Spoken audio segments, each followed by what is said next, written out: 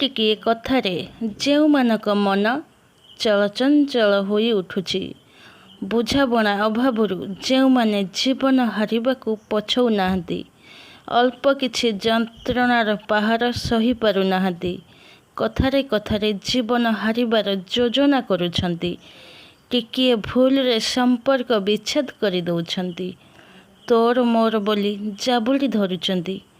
ଆରେ ଥରେ ଯାଅ ସେଇଠିକୁ, ଆଉ ଦେଖି ଆସ ସବୁ।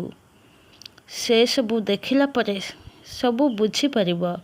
ଶାନ୍ତ ପଡ଼ିଯିବ ତୁମ ମନରେ ଥିବା ଭ୍ରାନ୍ତ ଧାରଣା। ଯେଉଁଠି ଛାତି ଥରେଇଲା ଭଳି ଘଟଣାଟି ଘଟିଛି। 3ଟି ଟ୍ରେନ ଆକ୍ସିଡେଣ୍ଟ ହୋଇଛନ୍ତି।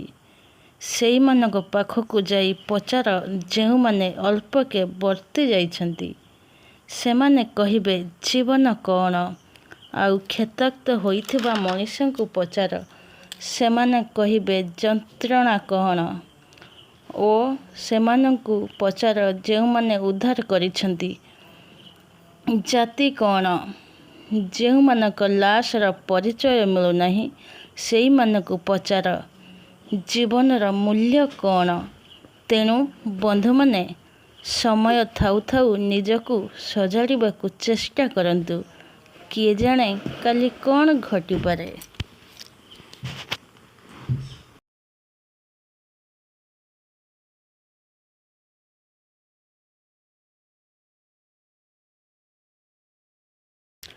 ଟିକିଏ ଟିକିଏ କଥାରେ ଯେଉଁମାନଙ୍କ ମନ ଚଳଚଞ୍ଚଳ ହୋଇ ଉଠୁଛି, ବୁଝାବଣା ଅଭାବରୁ ଯେଉଁମାନେ ଜୀବନ ହାରିବାକୁ ପଛାଉନାହାନ୍ତି, ଅଳ୍ପ କିଛି ଯନ୍ତ୍ରଣାର ପାହାର ସହି ପାରୁନାହାନ୍ତି, କଥା କଥାରେ ଜୀବନ